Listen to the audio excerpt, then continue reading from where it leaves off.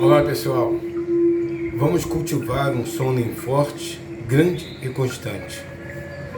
Faça valer a pena. Igreja Messiânica Mundial do Brasil, ensinamento de meditação.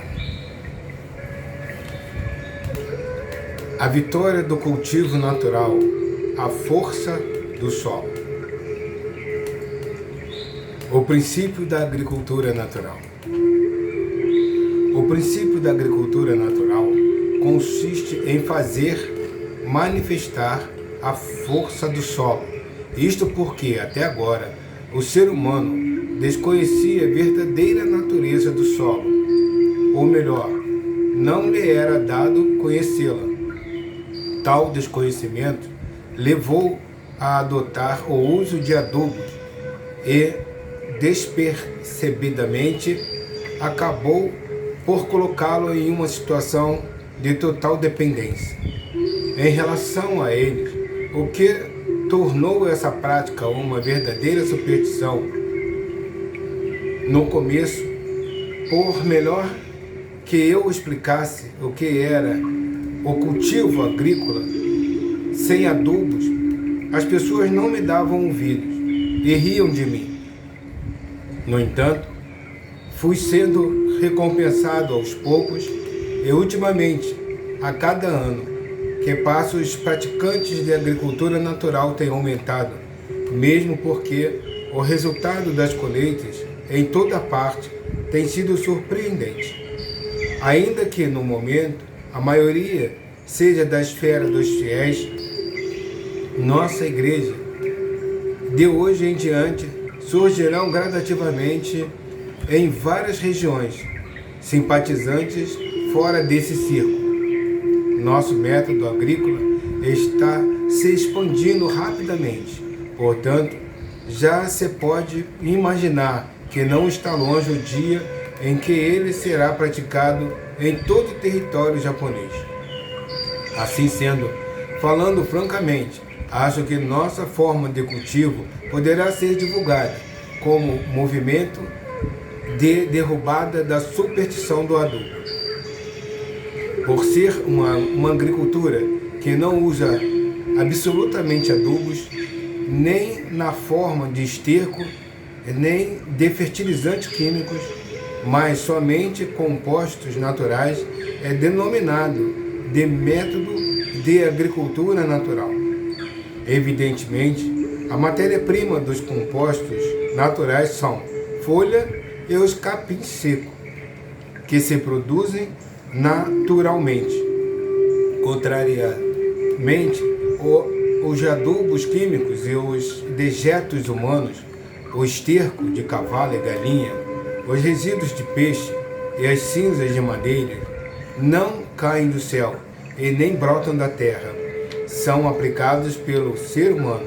Portanto, não é preciso dizer que a utilização dos mesmos é antinatural. Originariamente, é certo que nada poderia existir neste mundo sem os benesses da grande natureza. Ou seja, nada nasceria nem se desenvolveria sem os três elementos, fogo, água e terra.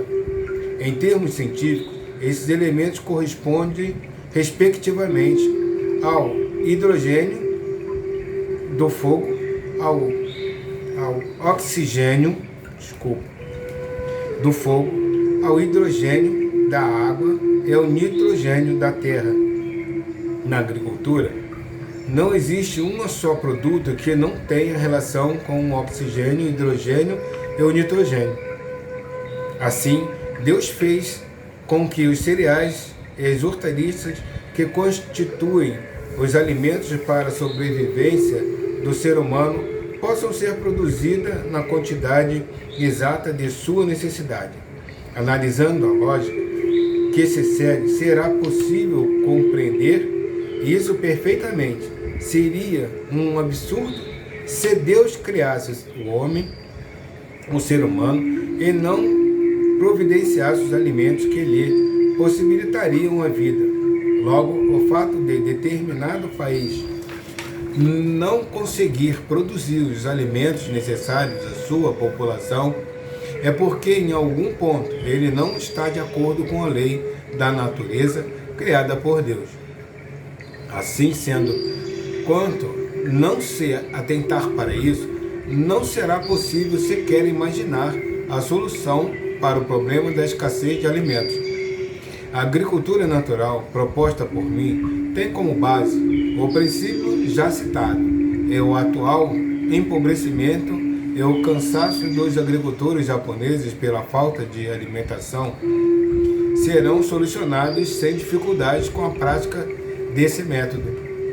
Deus, que a tudo vê, não deixa passar despercebida essa situação equivocada e por meio do seu grandioso amor e misericórdia, de não os deixar desamparados, até se dignando levar por meu intermédio o princípio da agricultura natural ao conhecimento da sociedade. Urge, portanto, que os agricultores despertem e adotem o quanto antes nosso método. Só assim poderão sair dessa situação. Conforme já mencionado, os três elementos fogo, água e terra são as forças motrizes para desenvolver os produtos agrícolas. Portanto, se houver uma boa incidência de sol, se garantirmos um bom abastecimento de água e se plantarmos em terra pura, é certo que obteremos um grande êxito. Jamais visto, não se sabe quando, mas o ser humano cometeu o equívoco sem tamanho que foi a utilização de adubo. Isso se deu por ele desconhecer por completo a natureza do solo. O efeito contrário dos adubos. O início, a aplicação de adubos traz consideráveis resultados. Todavia, se essa prática durar por muito tempo, a ocorrência gradativa do efeito contrário será inevitável, ou seja, as plantas vão se enfraquecendo, perdendo a capacidade inerente de absorver os nutrientes existentes no solo e alteram suas características. Precisamos assimilar adubo como nutriente. Poderão compreender melhor se fizer uma analogia com os toxicômanos. Quando alguém começa a fazer uso de drogas, sente uma sensação muito agradável e durante certo período, muitas vezes o funcionamento do cérebro se torna mais vivaz. Por não conseguir esquecer esse prazer, a pessoa pouco a pouco se aprofunda cada vez mais no vício e não consegue livrar-se dele. Nessa condição, quando o efeito dos tóxicos acaba, ele fica em estado de letargia ou sente dores violentas e nada consegue fazer, uma vez que a situação se torna intolerável.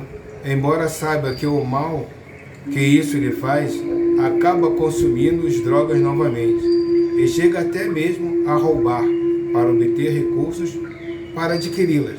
Fatos semelhantes são constantemente noticiados nos jornais e podemos compreender quão nocivo esse tóxico é. Aplicando tal lógica à agricultura, compreendemos de imediato e afirmamos que hoje todos os solos cultiváveis do Japão estão viciados em adubo, ou seja, gradativamente doentes. Todavia, tendo-se tornado cegos adeptos de adubos, os agricultores não conseguem despertar. Ocasionalmente, ao ouvirem minhas explicações, eles resolvem suspender o uso de adubos artificiais e iniciam o cultivo natural. No entanto, como os primeiros meses os resultados são insatisfatórios, concluem principalmente que o certo mesmo é usar o adubo e desistem da mudança, voltam à prática anterior. Já que nosso método de cultivo está alicerçado na fé, as pessoas a praticam sem duvidar de nada do que eu digo. Assim, procedendo, elas chegam a compreender facilmente o verdadeiro valor da agricultura natural. Descreverei a sequência dos fatos que ocorrem com a mudança para a agricultura natural. No caso do arroz, ao se transplantarem as mudas para o arrozal, durante algum tempo, a coloração das folhas não é satisfatória e os talos permanecem finos e, no geral, o pé de arroz apresenta-se visivelmente bem inferior aos dos demais arrozais convencionais. Isso dá ensejo à zombaria que por parte dos agricultores vizinhos, o que leva o produtor